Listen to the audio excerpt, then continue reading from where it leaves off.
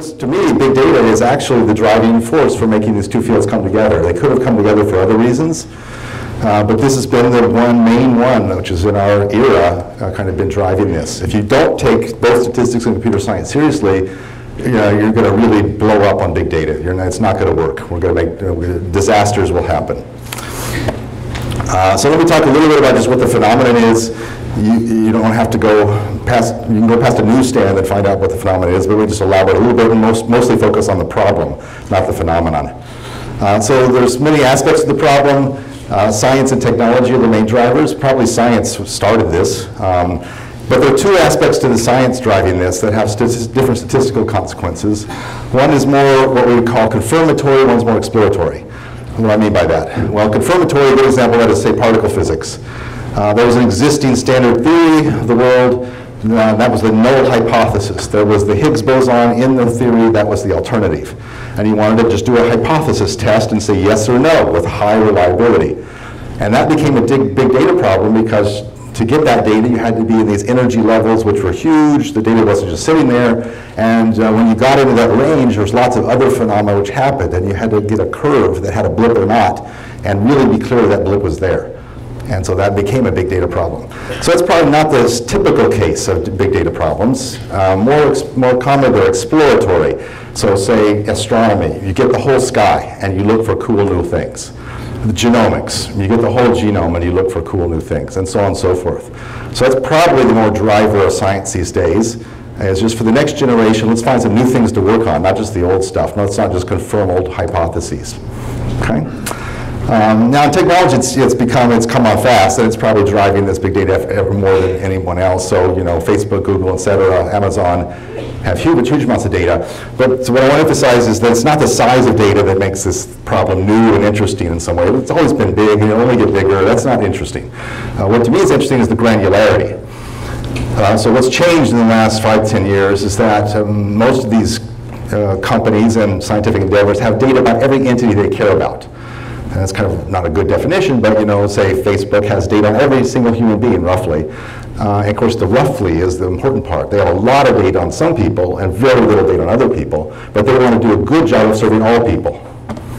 And so they want granularity at a certain level, and they nearly are there, but not quite.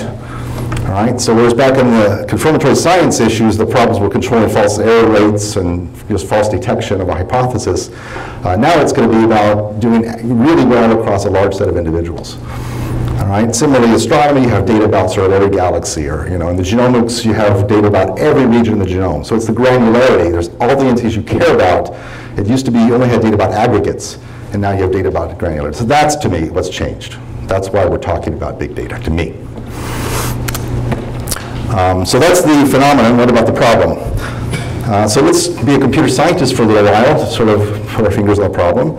It really is a linked computer science and statistics problem, but let's take it from the CS point of view. So CS is about the management of resources. Theoretical CS was about the theory of how you get equations that trade off resources, time, space, et cetera, in solving some algorithmic problem. Big O of n was an equation that linked to various of these kind of quantities, and then the systems area of CS managed, the actual algorithms. In this theory of CS and in the practice, data has not been part of it's not a resource. It's the workload, it's the thing you apply the resources to. Right? And what's changed is exactly this, that we need to view now data as a resource. It's something that has quantifiable merit or value of some kind that you might want to trade off against the other resources you have. Time, space, dollars, error rates, and so on and so forth. Okay? So it should be in the equations of theoretical computer science, there should be a term, which is the data term. Okay, the value of the data, not just the quantity, not the n, not the number of points. That's the old style. It's got to have the value of the data. Right? Where do you get a notion of value of data? Well, that's what statistics works on. There's the notions of risk and so on. That is the notion of the value of the data. But still staying with the computer science perspective, this is an unusual resource in that with most resources in computer science, the more of it, the better. So if you give me more memory on my computer, I'm only happier. If you give me more cycles, I'm only happier. And theoretical computer science has made that quantified that. How much happier exactly, and how does it trade off with the other things you're happy about? With data, in our current state, at least, of knowledge, it's not the case that the more of it, the better. And so let me elaborate on that issue. So again, sort of computer science perspective, let's think about data as a table. So you're a database person, it's got rows and columns. Maybe the rows are people, and the columns are the descriptors of people. And so if we have a classical database with 10,000, 100,000 people, say, how many descriptors you need? Well, it depends on what you're trying to capture about these people, but maybe, age, height, weight, income, maybe a few hundreds or thousands of things are enough to capture what you're trying to distinguish, what entities you're trying to distinguish among the people. Right now, so as we get tables with 3 billion rows in them, 3 billion people, a few hundred descriptors is just too coarse, too aggregate. We want granularity. So we want to know, what's your favorite food? What books do you like to read? Not just what city you live in, but what block do you live in? We want to know what some of the parts of your genome are. Now, what do we want to know this for? So we can do personalized medicine, so we can do, make offers to you, have new economies based on granularity, okay? So that's the positive side of the big data notion, is that we'll make, everything more directly personalized. Okay, so we have 3 billion rows. We're going to have now a commensurate number of columns. Maybe think of it growing linearly. The number of columns is kind of going linearly with the number of rows. Not a theorem, just kind of maybe roughly right. The problem, though, is that we're going to be interested in this database to discover facts about it, to make predictive rules, that if you have a certain pattern of behavior, you're likely to click on my ad, or you're likely to have liver disease, or likely to vote a certain way. All right? And so we're going to look at hypotheses in these data, and we're going to look at combinations of the columns. We want to know, if you live in Beijing and you ride your bicycle and your favorite movies are Kurosawa, what's the probability you'll buy some product or have a certain disease or something, okay? So if we start looking at combinations of the columns, how many combinations are there? Well, it's exponential in the number of columns, all right? And we're looking at all of them. We're trying to find cool stuff. We're being exploratory, all right? Well, if I have exponential, if you're sort of roughly my number of columns is linear with the number of rows, and I'm looking at exponential number of combinations, there's a huge imbalance here. And I'm certainly going to find certain combinations of those columns which will predict any outcome I care about just by chance alone, just noise, just white noise. And here's the key issue, is that I get the growth in the number of rows. It's only getting worse. It's getting exponentially worse. The false positive rates are going to go through the roof, and it get worse as I collect more and more data. And this is what you see in real life. You see in company after company, they start getting bigger amounts of data. They start having more and more false positive problems. They don't know how to manage it. You see the media, a flood of false positives. And you see medical advice full of false positives. It's just our society is awash in this, and it's only going to get worse. All right, classical statistics said it wouldn't get worse because as you got more data, you asymptotics kicked in, you got small error bars and so on. But that's not the situation we're in. We're not just trying to test a single hypothesis or estimate one quantity in the data. We're trying to find things. And our appetite gets bigger as we have more data. That's natural, right? All right, so this problem is really a killer. Now in statistics, we know how to manage false positives to some level. We have family-wise error rates and false discovery rates and all kinds of machinery. But these are all algorithms themselves, and they take a certain time to run, and they have certain scalability properties, most of which hasn't been investigated. And since scales of terabytes, most of these things will probably be problematic. And they can't be used, certainly on the time scales we're interested in. So people will shut them off, not implement them, not worry, hope that there's not false positives, okay? And there will be. All right, so that's sort of the statistics perspective from a computer science language. There's also the other side of the coin, which is that all procedures, statistical procedures, inference procedures, are algorithms, and they run at they have resource requirements. So maybe n cubed, n log n, n squared, or something like that. I'm going to put a temporal constraint on my decision. I'm going to have to make a decision in milliseconds, or a minute, or an hour. It depends on the problem. But often it's nowadays microseconds or milliseconds in certain kinds of problems. So suppose I have 10,000 data points, and I've got a wonderful n-cubed algorithm that I just love, it really, really works well, et cetera, and I need to make a decision in a few milliseconds. Well, that's great. I'm in great shape. But now if you start giving me millions of points or more, my n-cubed algorithm is not going to finish in the amount of time that I have to make the decision. All right? So suddenly this resource I have of more data is something I should be happy with. I'm a little not concerned. All right, so what do? Well, I start throwing away data. What other choice do I have? Well, that's one thing you can do. But what rate do you throw away the data? To know the rate, you need to know the contribution of each data point to the overall risk that you're interested in, whatever that risk is. You probably don't know that. You don't even know the scaling of the risk with respect to data necessarily, unless you're a very classical situation. So your data's coming in, you're flowing, you know what to do, you start throwing in the data at some rate, hoping that it's the right rate, it's the computationally driven rate, all right? But behind the scenes, unbeknownst to you, your estimator is getting worse and worse and worse. Okay? And that happens again and again in industry too. I've seen this happen quite a bit. Another thing you can do is you can say, well, that n-cubed algorithm, that was I loved that algorithm, but I'm going to back off to an n-squared algorithm when I start getting more data. Or I'll back off to an n log n or sublinear algorithm.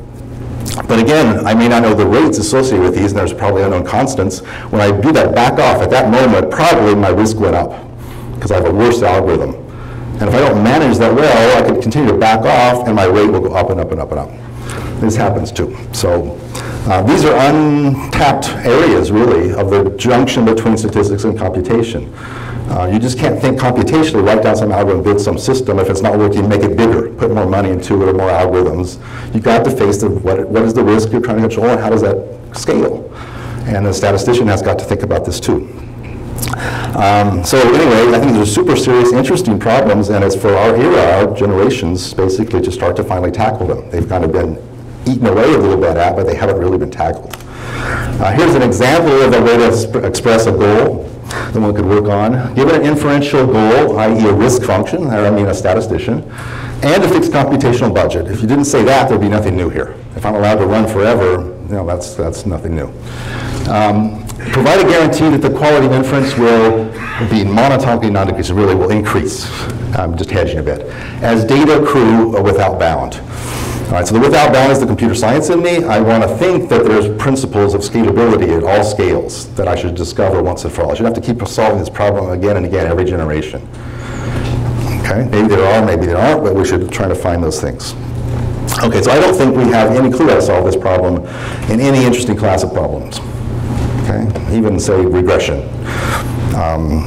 So somehow the machine learning field, which to me is just statistics, should have faced this. That was supposed to be the branch of statistics that was the most computational, but the field never faced this, hasn't yet. And so to me that is the unspoken sometimes, but also just sort of untackled aspect of what this computational-oriented statistical field is supposed to be about. All right, so I think it's a very dissatisfying situation. We can't go out in real life and give guarantees. In fact, my whole interest in this came about by giving talks at places like Google or Facebook over the years, and I would say, I've got some brand new cool algorithm that we've been working on that really does great things. You know, you might be interested in it for your problems. And they'd say, oh, it's pretty interesting, but you know, will it work on a terabyte of data? And I'd say, well, no, but if you throw away most of that data, it'll work on the remaining little part of the data. And they say, well, that's okay. If I throw away data, will you still give me some guarantees that it'll work pretty well? And I say, well, no, I can't do that. And then they say, it's even worse. I want to get a guarantee that it'll work, you know, in my millisecond time frame that I have in my real-world problem. And I say, well, we can't talk about that at all. We have no way of talking about algorithmic complexity meets statistical risk. And they just look at me and sort of walk away. And that's how I feel our field is. We're just not a serious engineering field at this point. We can't give guarantees to someone who wants to use our systems to you know, do something in the real world. Okay, so very dissatisfying.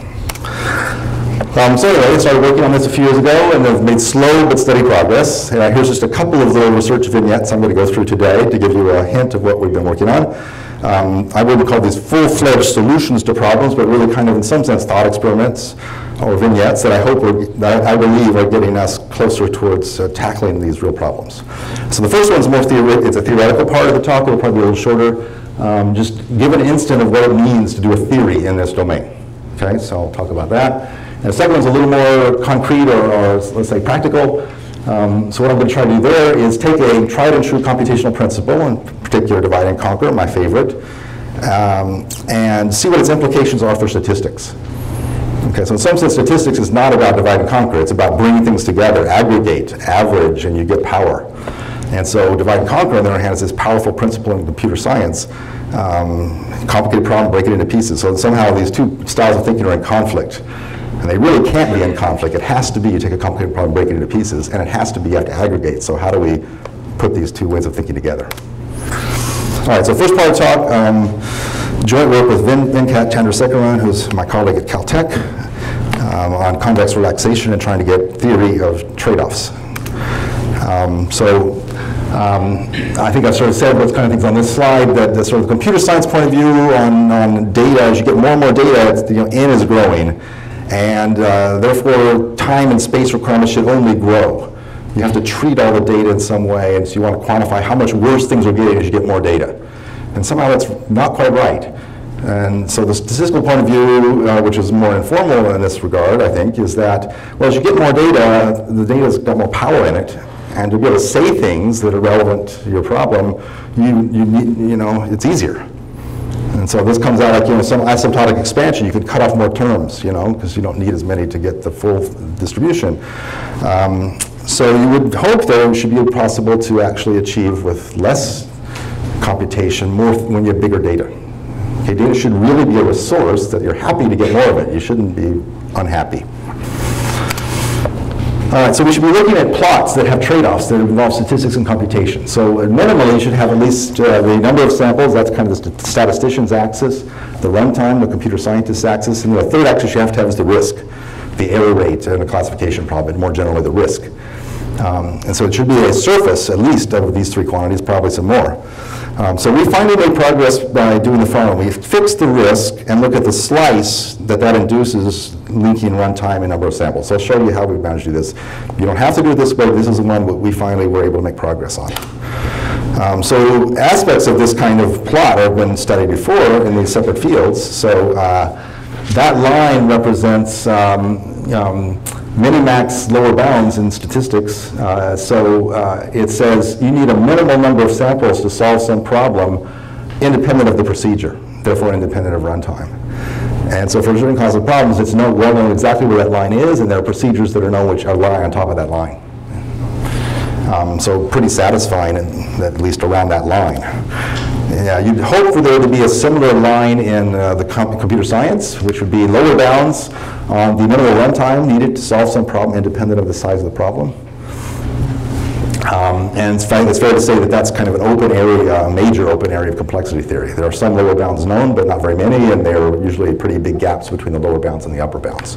Whereas on the statistics side, the lower bounds and upper bounds match. Anyway, it's probably in some sense a harder problem.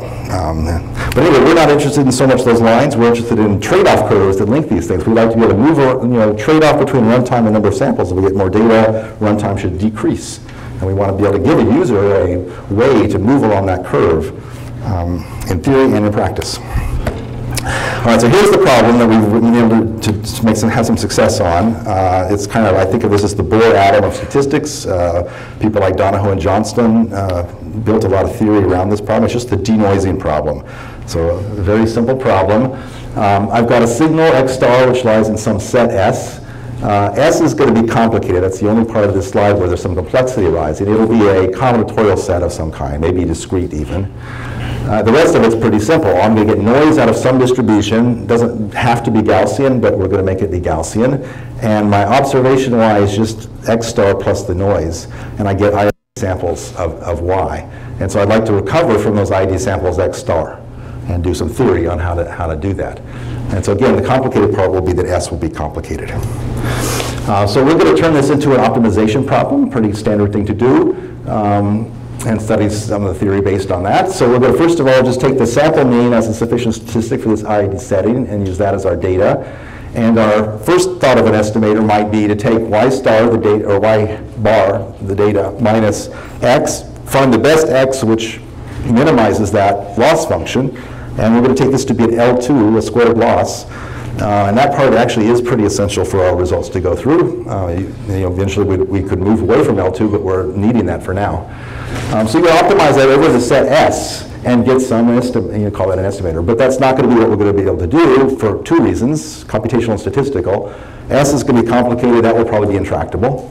It'll probably be an integer program of some kind we can't solve. So we're going to probably want to move away from that. And similarly, statistically, if we were to solve the problem, it would probably overfit.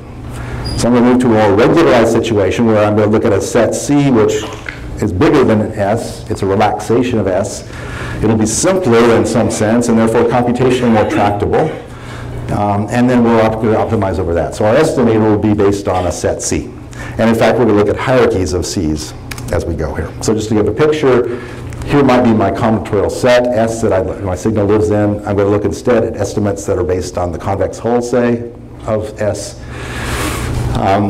And now to build up so computationally, this is kind of a well-appreciated technology, is to look at relaxations of an underlying hard computational problem and then quantify how much you lose in terms of quantities like approximation ratio. We're going to build a parallel statistical theory to accompany that computational theory. So as we relax, computationally things get easier, but statistically it should somehow get worse to get a trade-off. Okay, so how do we quantify that? So we do a little bit of convex geometry. Around each point x star, there's going to be a cone, which is all the directions that leave locally from x star and stay inside the set C. That's just the definition of a cone. And now we have a theorem that we've proved that it's going to allow us to link computation and statistics in this problem. So on the left-hand side is just the risk function. So if you haven't done statistics, let me just go a little slowly. It is a squared loss inside the expectation. It's the difference between the estimator and the truth. Okay, so that's just a notion of a loss. Frequentist lost. Okay, and then we'll take an expectation. X hat is random, so that expectation hits the X hat. All right, so the expectation of a loss is called a risk. And we're able to prove that for this class of problems, the risk is upper bounded by 1 over n times the noise scale. And then that other quantity is a geometric quantity. There's no statistics in there, just geometry. It's an expectation under the Gaussian distribution of inner products between z and delta, where delta is in the cone, t. So all the directions you can leave locally around x star, you take inner products with the noise. So it's kind of how perturbable you are around x star locally, okay? Under the noise distribution, which is Gaussian for us, but it doesn't, here you could put in something else that's not Gaussian if you could do the calculation. So we take the biggest amount of perturbation, the supremum. This thing is often called, if it was not the square there, this would be called a Gaussian width or a Gaussian complexity in empirical process theory. We need to square to get tighter bounds, a better theory, and so we'll call this a Gaussian squared complexity, but it has a similar spirit. It's just a geometric quantity. If you give me your set, I can then compute it, hopefully get a number. It's just a number. Now, it's a function of c, and if c is small, then delta can only range over a small number of directions, and I'll get a certain number. If I let c then get bigger, delta can range over more directions, and that inner product has to only increase because it's a supremum. Okay? All right, so this number is getting bigger as I get bigger sets. And that's what we want, because we want somehow this to, and that is related to the risk. Okay? So if we now do what I said earlier, which is that we set the risk to a fixed value, we're setting the left-hand side to some number, we'll set it to 1 without less generality, and then rearrange this equation, we get the following equation, that to guarantee a risk of at most 1, I need at least n samples where n is bigger than or equal to noise level times this Gaussian squared complexity, which is just some number that's a function of c. So if c gets bigger, that number gets bigger, and I need more samples to achieve a risk of at least 1. So this quantifies a geometry to statistics relationship, and then geometry can link to computation by known results. All right, so now we get a hierarchy going. So instead of just taking one level of relaxation, let's start having more relaxations and therefore bigger cones. And we have known hierarchies that we will borrow from combinatorics and theoretical computer science, like names like Shirali, Adams, Peril, Lasserre, and so on. People have studied various forms of algebraic and combinatorial relaxations for underlying sets. Okay, so we can take known computational complexities of these things, and if we can develop a parallel statistical complexity by doing our little calculations, then we can get a trade-off. All right, so we've been able to do that, and here's some, I'm going to just give you some examples to show this working. So here's an example where we're talking about the set of cut matrices, outer products of rank 1 matrices that are outer products of Rademacher vectors, plus or minus 1. So think of a graph where we have some nodes labeled 1, others labeled minus 1. And we'd like to optimize over that set a squared loss, and then that's intractable. So you can relax to the convex hull of S. It's known as the cut polytope, where there are super poly algorithms known, and P is the dimension of S. So that's a square root P by square root P matrix. P is the total number of degrees of freedom in my problem. If you want a cheaper algorithm, you can relax to an object known as the elliptope and get a p to the 1.75 algorithm. There's also algorithms known for a further relaxation to the nuclear nullball, which goes p to the 1.5. And so, you get cheaper algorithms as you go down here. And if you have computer science, you try to kind of quantify how much worse you're doing as you move down here. There's something known as approximation ratio, which is typically studied. And basically, it's a kind of a worst-case geometric quantity that the overall message of it is you should be kind of high up in this hierarchy. And most of the research in theoretical computer science has been high up in these hierarchies. That's where the action has been. The statistical point of view turns out to be, says that that's different. It's not the right perspective on these problems. From the statistical point of view, we look at this last column, and that's our new result. Here we've now computed this Gaussian square complexity, right? And we see that it actually is constant. It only differs in the constant. It has to increase as we go down. The problem is easier but worse statistically. And it does. The constants go up, but only in the constant. From a statistical point of view, you would much prefer these algorithms down this chain and not these up here. All right, and that's kind of this folklore in the big data community, which is that, for big data, cheaper algorithms are the best. And here's a little hint of a theoretical result which supports that. And in fact, all of our examples are going to support that, turns out. So here's another example. Let's take the set to be the set of S to be perfect matches in the complete graph. So there's a convex Hall algorithm known for that goes in p cubed. There's a hypersimplex relaxation, p to 1.5. And it turns out when we do the statistical calculations, we again get a growing risk, but only in the constant. Okay. Another example, planted clique problem. We have a graph, and we have a clique on square root many nodes. Again, there's a computational existing literature on this, and when we do the statistical calculation, here you get a little bit more of a gap. So it's a p to the 1/4 and then p to the 1/2. So in this case, you might prefer algorithms higher up in the hierarchy for longer as you get more, as data start to accrue before you finally switch over to the cheaper algorithms. And here's my favorite example, banding estimators for covariance matrices. So in the big data, big high dimension regime, you have a squared number of entries of covariance matrices. You don't have enough data typically to estimate all those entries, so people will set many of them to 0. That's called banding. You can only do that if you know the ordering of the variables, so that the band is a natural meaning, semantics. So in a time series problem, you would know the ordering, all right? But like, say, a biology network inference problem, you wouldn't know the ordering of the variables. So that's actually the inference problem. It's find the ordering such that a banding estimator is the right estimator to use. All right, so we set that up. Here's a little stylized problem. We have a known banded matrix, and then there's a permutation matrix that is unknown, and our goal is to infer the permutation matrix. And once you've inferred that, then you just do banding. So again, this has actually been studied in the computational literature. There are algorithms known for optimizing over the relaxations of that set. And when we do the statistical calculation, we turn out to actually, again, find that the difference is only in the constant. All right, so all these calculations are use geometry. And so my colleague Venkat is an expert in convex geometry and is able to do these kind of calculations. And there are others that one can do. It is still limited to the setup we have, and moving beyond it poses some challenges, but we've already got some pretty interesting results. All right, so just to summarize this part of the talk, again, there's this folklore that for big data problems you need cheap algorithms are somehow preferred, and we actually, in some sense, have a theoretical support for that finally. Like I said before, the theoretical computer science community has studied approximation ratios. It's just kind of a surrogate for kind of algorithmic, goodness. We're proposing instead, let's take the statistical point of view and study risk, which is we relate to Gaussian complexities. Okay, so we propose that that's maybe a better way to, or a different way to, or you could just from a theoretical CS point of view, you could say let's now forget about approximation ratios, study Gaussian complexities, and it would be doing something useful for the rest of us. All right, that was that part of the talk. Let me see if there are any quick questions about that before I turn to the other, which is kind of unrelated. Yeah? So you're comparing these constants based on upper bounds and risk. Yeah. But different upper bounds? Yeah, no, we don't. So that's a good question. That's the weakness of this really, is that it was based on an upper bound that we then inverted to get our trade-off. But if we were to get lower bounds, we would basically broken open the hard problem in computer science of getting lower bounds. We're trying to get joint lower bounds on statistics and computation. To do that, if we could do that, we'd be able to get lower bounds on the computational side, which is just open and hard. So So yes, anyway, it is an open problem to try to take this, even this simple denoising setting, and try to turn it to use things that are purely lower bounds everywhere. That would be progress over this result. Yeah.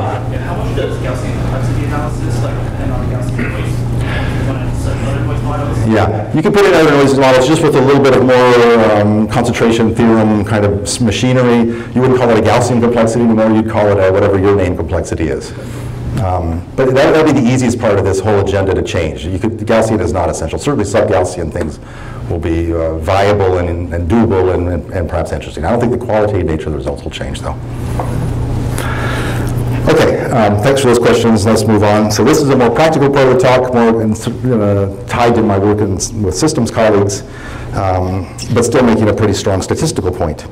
So again, acknowledge collaborators, Ariel Kleiner, Perna Sarkar, and Amit Talwalkar have been working with me at Berkeley on this. Material was an Ariel's thesis, so let me highlight his contributions.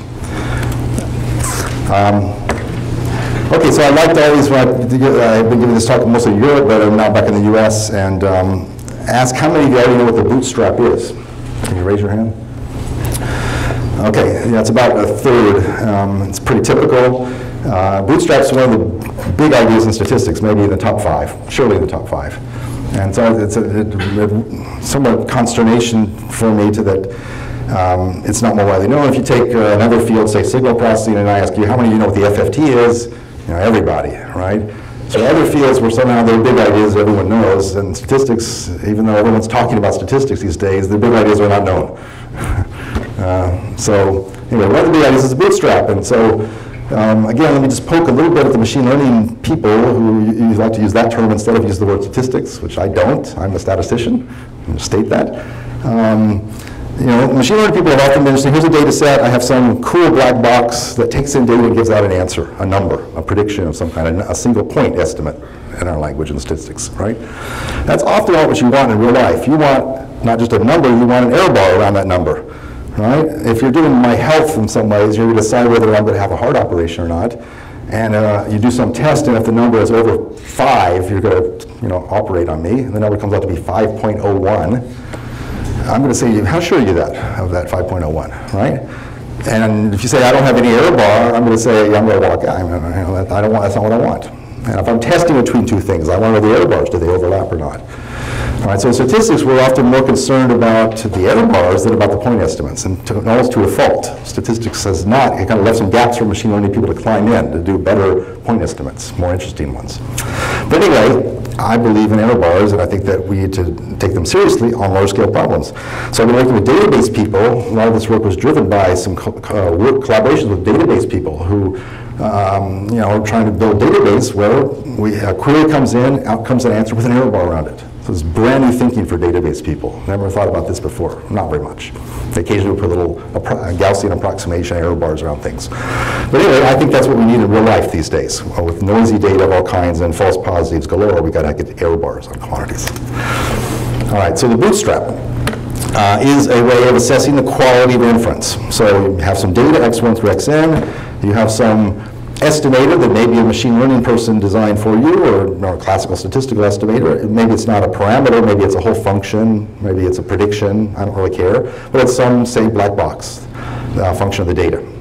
Now, so I'm not interested in making that scalable or analyzing or whatever. I'm interested in how good it is, how high quality it is. All right? And now, so there's people in theory area of kind of machine learning, statistical theory of machine learning, who try to tell you a priori how good an estimator is. What are some bounds on it a priori? Now I want a posteriori. I got some data. I can tell you after I've seen the data how good an estimate I have. That's what I want. Okay, so let me give you the boot, before I get into being more formal about the bootstrap, just tell you a kind of classical example. Suppose I had a bunch of data and I calculated the sample, I'm interested in kind of the central tendency, and I calculated the sample mean and it was like 5.01. Okay, and I say, okay, I want an error bar around that. And you say, oh, I know how to do that.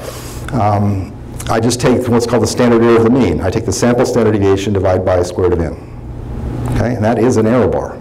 It's a meaningful notion of error bar. It will cover the true population central tendency, the advertised frequency of times. Okay, so there's a formula. All right, Suppose instead that you didn't use the sample mean on your data. There were maybe some outliers in your data. You took a statistics class, you know you should use the median instead. So you use the median. All right? And now the median came out to be 5.02, whatever. And I say, well, what's the error bar? And you say, oh, there is no formula. Look in your book, there's no formula. I don't know. Okay? All right, so there are some ways to get the error bar, and one of them is the bootstrap. There are other, bootstrap is not necessarily what I would propose to do, but it's simple to describe and it might be what you do. Here's the bootstrap. So suppose I have 100 data points. To calculate the median, I basically sort the data and I find the thing in the middle. And there's faster ways to do it, but that's the basic idea. It's an algorithm, the median. All right? Now, take that same data set and sample it with replacement. Get 100 points that were sampled from that original data with replacement. So some points will occur multiple times, some points won't occur at all. But you'll basically have a perturbation of your original data set. Sort it, find the thing in the middle. You get a median. Do that a couple of hundred times. Now you're getting fluctuating values of the median. All right?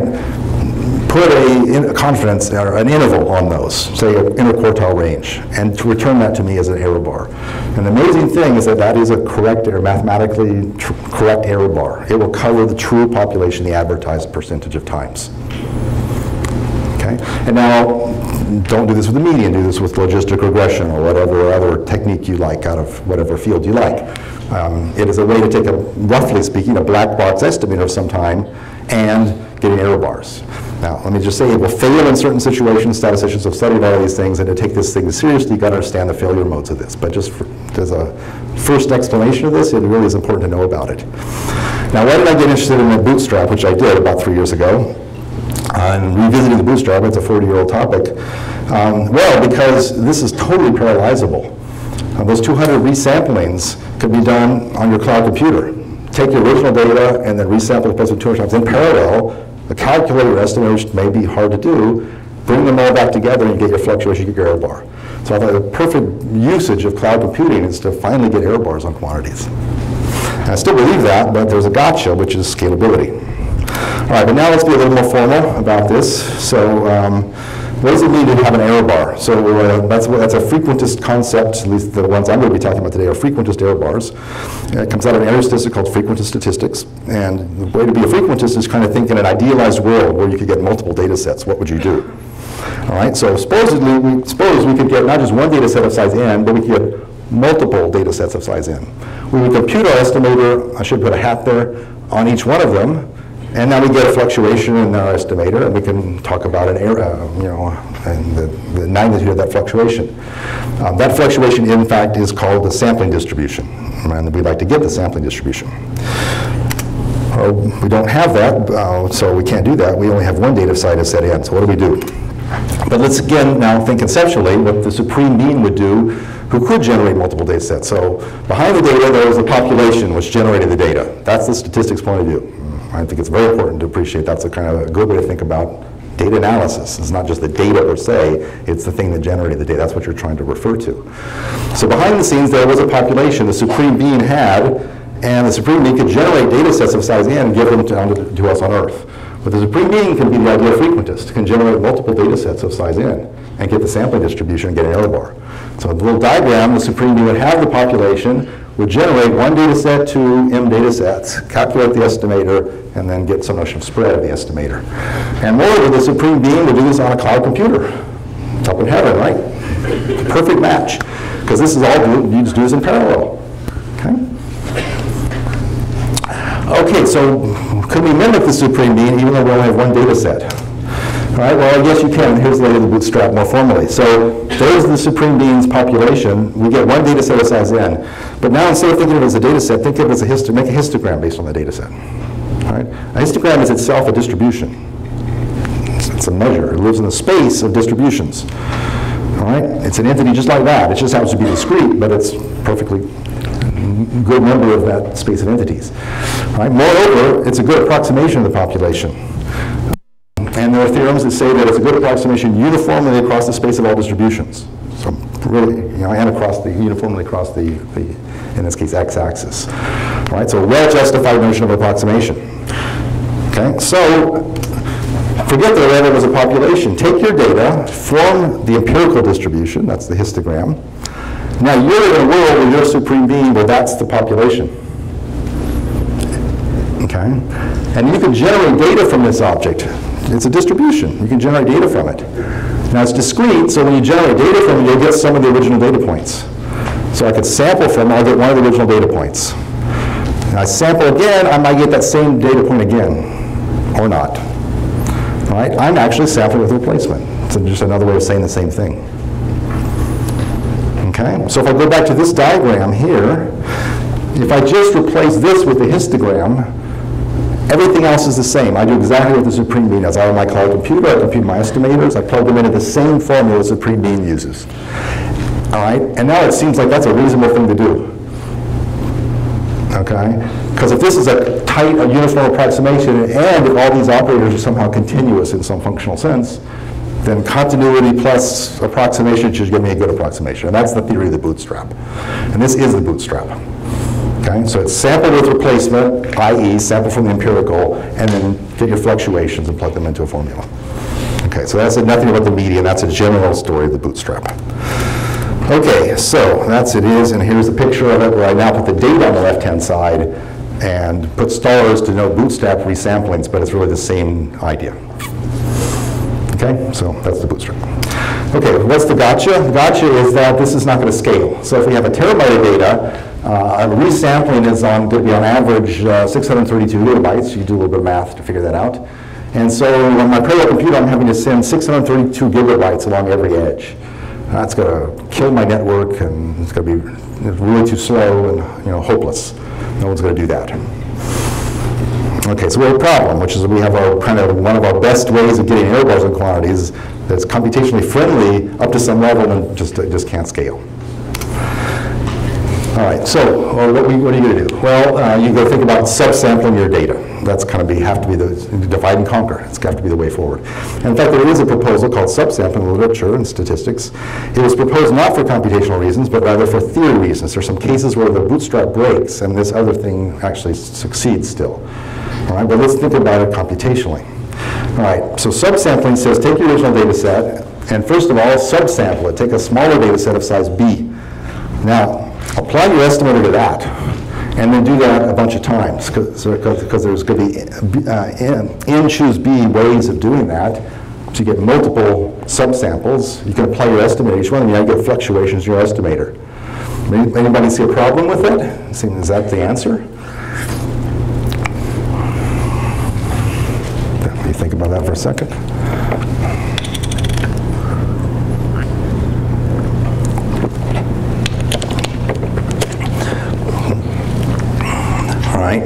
Should error bars get smaller as I get more data or bigger as I get more data? Oh, smaller, right? So error bars should scale as a function of the amount of data. In fact, the standard of the mean scale is 1 over the square root of the number of data points. So it should scale the square root for classical situations. All right? So if I take a much smaller subsample here, my estimator is being calculated with data sets that are much, much smaller. It's going to fluctuate a lot more than the real estimator on the real data. The error bar's on the wrong scale. So if I take subsample, 1 over 10 rate, say, my error bars are off by a square root of 10 factor. Huge number. So lots of areas of statistics and machine learning, if you take a subsample, it's going to be still pretty good approximation. Here it's just wrong. Okay, and that's what's interesting about error bars, just wrong. So the people who proposed this, of course, knew this, and they said, well, yeah, what you have to do is you analytically correct the error bars. If you know the estimator is on a square root scale, then you would multiply and divide by square root of, B over n.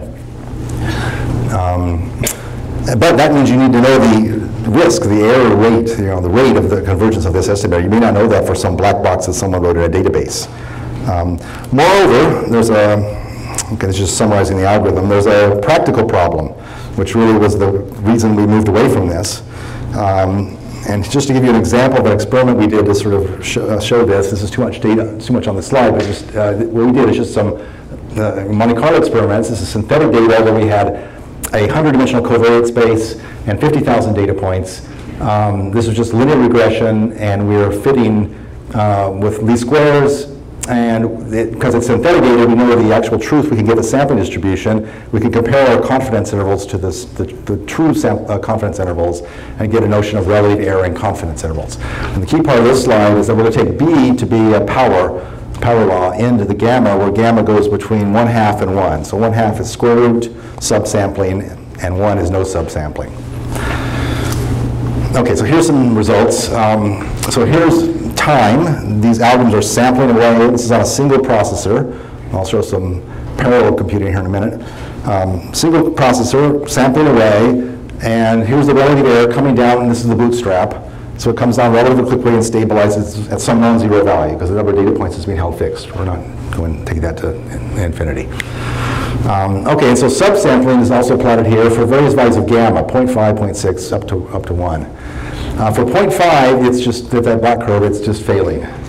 Okay, it's running, it's giving some numbers, it gives you an error bar, but unbeknownst to you, it's just wrong. All right, at 0.6, it also fails. I guess that's here. 0.7, 0.8, not only does it succeed, but it's sort of more computationally efficient than the bootstrap. It converges really fast, even on a single computer. Okay, but then again, at 0.9, it fails. All right, so there's this tuning parameter, and it's sensitive to this. And in fact, if you look at other problems, it's different range. So you wouldn't know this a priori. It's kind of hard to put this into a database. You wouldn't know if you're getting the right answer. Okay, so could possibly be fixed. It still is a technology to be aware of. I did want to introduce it, but it has a bit of a problem. So we have a new procedure, which we call bag of little bootstraps, which we think actually solve this problem. So in some sense combines bootstrap and subsampling. In some sense gets the best of both worlds. It works with small subsets of the data and totally parallelizable. Works perfectly for nice match to distributed computing platforms. It does not require any analytical rescaling. Right? So that's progress. Okay? And it's going to be successful in practice. All right, so let me explain it. It's easy to explain, actually. So this is the diagram we had before. We had the original data set, say a terabyte, and maybe 4 gigabytes, 5 gigabytes down here. All right, forget that was an intermediate stage. This subsample down here is itself coming from the population, indirectly, but it comes from the population. Okay, it's a random sample from the population. Okay, therefore, by the same theorem of uniform approximation we talked about before, it's a good approximation of the population. Now I've done this with like 10 points, so it doesn't look too good, but if we're thinking terabytes and gigabytes, it'll be good, the histogram will be maybe pretty good. Less good than if you had the whole population, but not so bad. Therefore, I can envisage myself in a world where that's the population. I'm the supreme being where that's the population. And I can generate data from that to get sampling distributions. Here's the key. Even though that was based on B points and it has its support on B points, I can generate as many data points from that object as I want. It's a measure. It's a probability distribution. I can generate 1 point from it, 2, 10. I can generate n points from it. I'm not restricted to generating B points from it just because it came from B points. And that's the key. I can generate n points from it multiple times, just like in Bootstrap thinking. I don't just take the subsample and apply the estimator. I take the subsample and then treat it as a population to be sampled from on the scale I want it to be on, which is n. All right, so you're essentially bootstrapping a subsample. Out of this procedure will be a correct frequentist error bar. Now it will be a bit noisy because it was based on one possibly unrepresentative subsample. So do it multiple times in parallel on average. All right, so hopefully you got that. I had some text here, but I think the picture is the best way to explain this. It's a doubly nested procedure. It takes the original data, it subsamples it, all right, and then based on the subsample, it resamples that bootstrap style multiple times, and those data sets are conceptually of size n. You apply the estimator, you get out an error bar, which is a correct frequentist error bar. You do that in parallel a few hundred times, and you take all these error bars and you average them, or combine them in some way. Okay? So you can now do some theory to convince yourself this is actually correct, but the theory is, the intuition I think is not misleading here. It is correct. All right, but the key is to kind of follow each arrow in this diagram around to make sure you're never having to send 632 gigabytes along an arrow. Okay, and in fact, in the little example I'll show here, when you subsample, you get sort of 4 gigabytes. So certainly among those errors, you're only sending 4 gigabytes. That's easy to do. All right, now here's the key step. When you take that 4 gigabyte object and you resample with replacement on scale n, you're conceptually generating a data set of size n. But you don't want to do that. What you do is you take your B points, and if a point gets sampled, you just keep a count of the number of times it's sampled. So you still have an object of size B with counts. And if your estimator now is happy to take weighted data sets, which most estimators are, not all, but most are, then you're done. You're good. If you have an estimator which doesn't work with weighted data, then you could stream. You could take this thing and start generating, a stream of size n. The estimator would collect that stream and process it. And at the end, you would still never have generated a chunk of size 632 gigabytes. Yeah? So are the initial bootstraps disjoint or not? These are the initial subsamples. Let's not call them bootstraps. It's critical to distinguish. So the initial subsamples are not disjoint necessarily. Okay? They can be sampled, subsampled with replacement or not. We do without. All right? But both theories work, and in practice you may choose one or the other. But you might want to have the data already somewhat distributed and partitioned. And you might want to respect that partition for computational reasons and so on. There's many, many variations of this. You might want to do stratified subsampling and resampling and so on. Many variations. Okay, so I'm going to finish up here pretty soon. I'm going to show an example here in a minute, but just to go again back to this problem. If I had a terabyte of data, at the end of the day, the little resamplings or subsamples you work with, if you're working at scale n to the 0.6 or of size 4 gigabytes. So you can actually do this on a terabyte scale. So there's the experiment I showed before, same setup as before.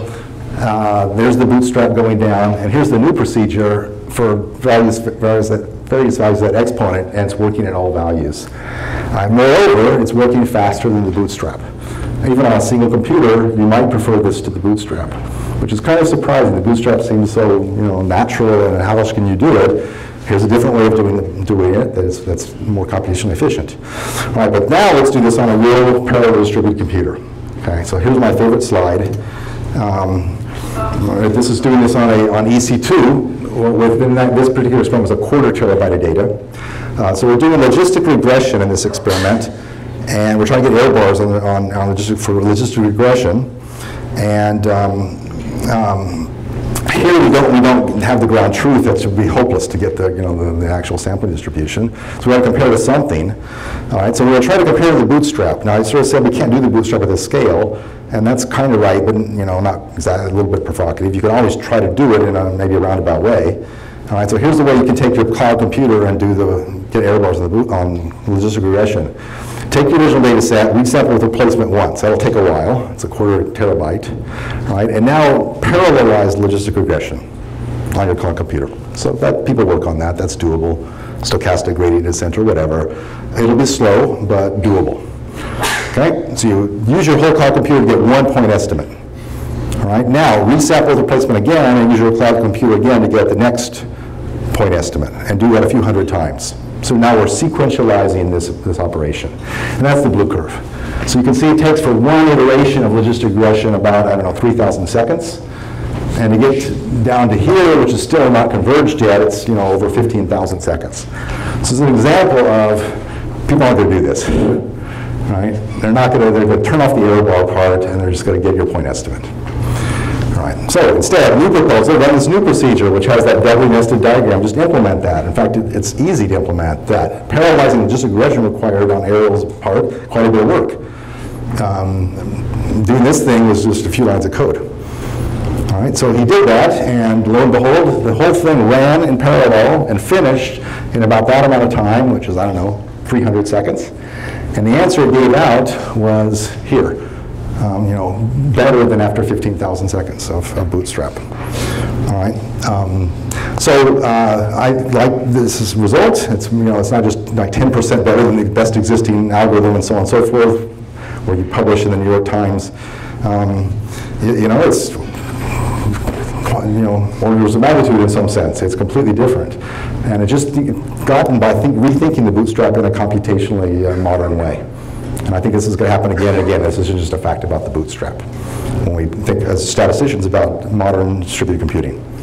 All right, now the last point about this before I finish is that Suppose that, so again, I kind of think that machine learning people are a little too focused on point estimates. They say, okay, I got a terabyte of data, how can I get a logistic regression fit to that? All right, suppose you did that in some effort, and out came an answer, 0.7. Again, I'm going to say, what's the error bar around that? All right, but also it's going to take you a lot of time, thousands of seconds to get that point estimate. I'm going to say, well, here's another idea. Instead, don't try to get the point estimate at all. Just try to get an error bar. It's going to take you very little time. It'll be pretty high quality. And let's suppose the error bar comes out to be, 0.705 to 0.715. All right? I return that to you, and you say, well, I can take the thing in the middle as the point estimate if you really want a point estimate, but you probably want the error bar, really. Okay? And more, if the error bar turned out to be too big, you'd probably have to know that anyway. All right? So this kind of turns around the machine learning perspective completely. It's more efficient, maybe orders of magnitude more efficient, to get error bars than to get point estimates. Our new procedure never had to face a single block of a quarter terabyte of data. It looked at little chunks of data and did that and got a great answer. Whereas the parallelized logistic regression is somehow trying to treat this whole big block of data, directly in some sense. So again, I think that's a real, I'm a little provocative here, but you can always try to engineer around these things, but I think there's a real phenomenon being referred to there. Okay, so I had a few more slides which I'm going to skip, which is on theory of this. There is, as with many of these things, when you start to marry statistical problems to computation, you're breaking statistical algorithms up in new ways, computationally driven ways, and the old theory will break. And so you now need some new theory that uses the computational structure, and so there's going to be a lot more role for theoreticians here than there has been recently, which is great. So in particular, in this particular setting, the Bootstrap has a beautiful property which is known as higher order correctness. Bootstrap error bars are themselves noisy, and you want to know about their accuracy at the next level up, kind of. It turns out their accuracy goes as 1 over n, whereas the central limit theorem error bars, asymptotics, goes 1 over square root of n. So they're better than the central limit theorem. All right, and somehow not surprising because they're a posteriori error bars based on seeing the data, not just a priori. Okay, and the new procedure preserves the higher order correctness. So we have the theorem in the paper that shows that, but I don't want to elaborate. Okay, so I'm finished. Conclusion slide. I think this big data thing is for real. I don't think it's just a buzzword. I think it's one of the grand intellectual challenges of our time. It's partly a systems problem and kind of domain science problem of how to collect the data, manage it, et cetera, scale, parallelize existing algorithms. That's all important, and we do work like that too. But I think they're brand new conceptual problems which are foundational, which try to come about by trying to merge computational perspective and statistical perspective, taking both of them as first-class citizens, risk functions, computational complexity, and trying to bring them together. And so I think that's one of our era's great conceptual challenges. So we have a bit of other work, which I didn't have some time to talk about, but I know Lester Mackey and Amit Telwaker worked on some very nice work on divide and conquer for other problems like matrix completion, where again it's kind of simple to develop an algorithm, but you have to do the theory of it. And so Lester then did some beautiful theory based on Stein's method for matrix, a brand new approach to matrix concentration that was brought about by working on this computationally oriented problem. Just an amazing bit of work. And then I've also alluded to this earlier, algorithmic weakening I think is a new concept, and some, it's not new, but nothing is really new, but it's newish. And it's different from what TCS people have worked on and different from what statisticians have worked on. So I think it opens up some new vistas in both places. That's all I wanted to say. I'm done. Thanks.